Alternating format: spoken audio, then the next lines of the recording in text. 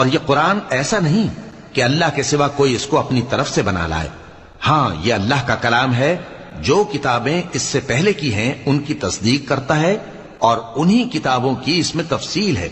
इसमें कुछ शक नहीं कि ये रब्बुल आलमीन की तरफ से नाजिल हुआ है।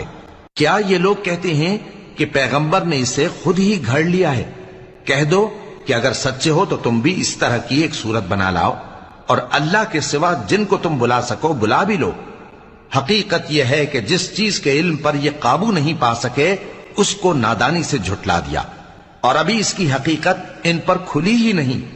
इसी तरह जो लोग इनसे पहले थे उन्होंने झुटलाया था। सो देख लो कि जालिमों का कैसा अंजाम हुआ। और इनमें से कुछ तो ऐसे हैं कि इस पर ईमान ले आते हैं और कुछ ऐसे हैं कि ईमान नहीं लाते। और तुम्हारा परवरदिगार शरीरों से खूब वाकिफ है।